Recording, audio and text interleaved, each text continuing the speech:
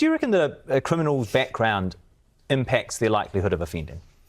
What do you mean by that? Do you think people from bad backgrounds are more likely to offend? Oh, probably. That what do you mean by that? Just so we're clear, that what do you mean by that? That was like, oh crap, where are we going with this? You know, hang on, where, because in his head he's kind of already going, if I say, that's why there's that pause there.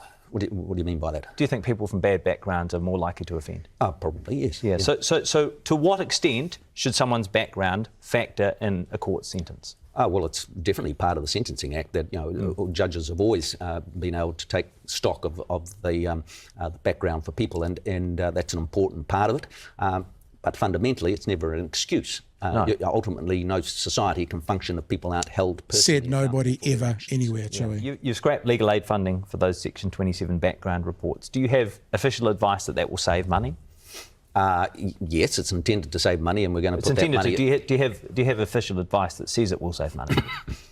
We've got official advice that says we'll have to find out exactly how much it saves, because the justice system is complex, and so defence lawyers can act in different ways and try and pull different figures. So how much it saves is not precisely clear yet. Okay, but it will save just to some be totally money. clear, do you have official advice that says scrapping Section 27 background reports will save money? Yeah, it'll save some money. Just how much? Do you have specific advice that says it will?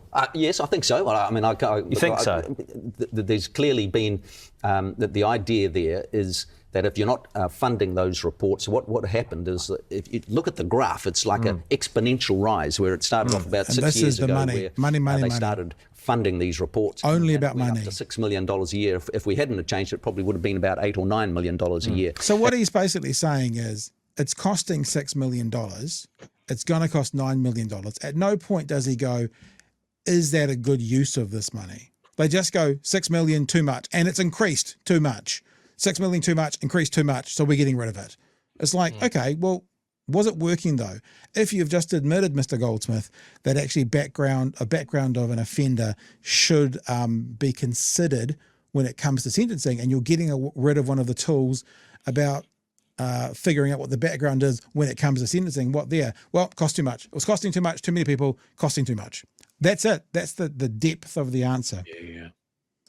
And we certainly won't be spending that much on the alternative proposals. Well, so we will definitely save money. Yeah, my question is if you have official advice to that extent. It'll save money, we don't know how much. So a briefing from your officials obtained by Newsroom in December suggested actually scrapping these reports could ultimately result in higher costs for the taxpayer. Quote, there may be new costs resulting from an increase in judicial requests for taxpayer-funded reports addressing matters that could have been provided in a Section 27 report. So, for example, expanded probation reports. And look... So you accept that your advice actually says that this could ultimately cost taxpayers more? No, I don't think it will. The good thing you don't think it will, but do you accept that that's what the advice says?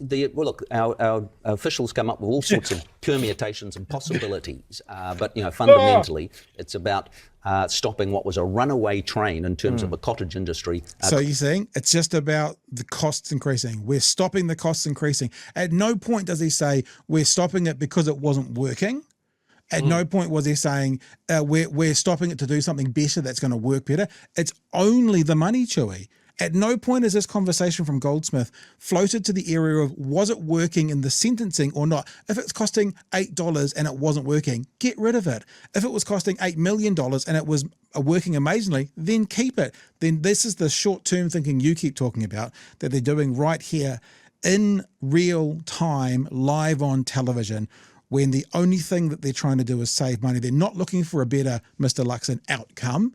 They're looking to save money, and that's where they draw a line. Save money, stop. What if it ends up being worse? Save money. What if it costs you more? Well, that might happen, but right now, today, save money. And that's it. No more. No more. This They is know the about, cost, but not the value. Yeah, there you go. 30 seconds to go.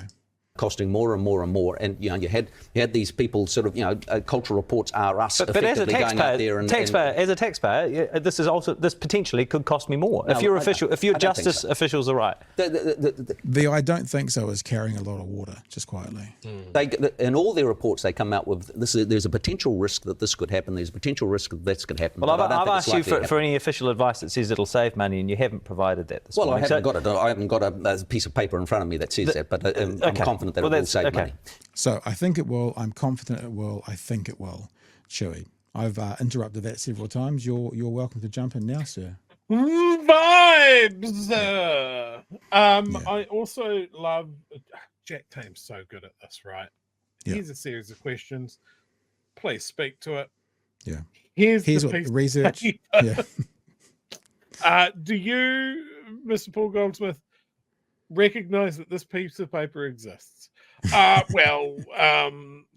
it's like this, Jack. The paper could be there, or it might not be. I don't think that it is.